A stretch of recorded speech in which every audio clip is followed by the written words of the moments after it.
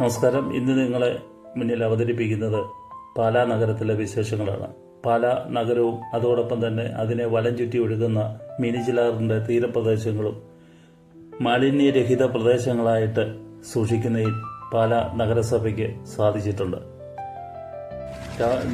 നഗരത്തിലെ എല്ലാ സ്ഥലങ്ങളിലും ബോട്ടിൽ ബൂത്തുകൾ സ്ഥാപിച്ചിട്ടുണ്ട്.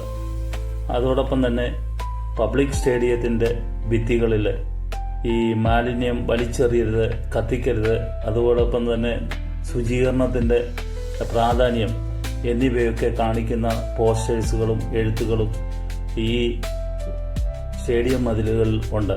ഇവിടെ ദിനംപ്രതി ധാരാളം യാത്രക്കാരാണ് എത്തുന്നത്. അതോടൊപ്പം തന്നെ സ്കൂൾ കോളേജ് വിദ്യാർത്ഥികളും ഈ പ്രദേശത്ത് വന്ന് നിൽക്കുന്ന സ്ഥലമാണ്.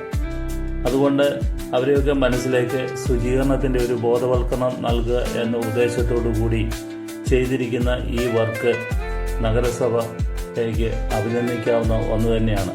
സ്റ്റേഡിയത്തിൽ എത്തുന്ന കുട്ടികൾക്കും കോളേജുകളിൽ പോകുന്ന കുട്ടികൾക്കും ഇളം മനസ്സുകളിൽ ശുചീകരണത്തിന്റെ ബാലപാഠം പഠിപ്പിക്കുന്ന ഈ എഴുത്തുകൾ എന്തുകൊണ്ടും അഭിനന്ദന അർഹമാണ് എന്ന് പറയുന്നതിൽ സംശയമില്ല.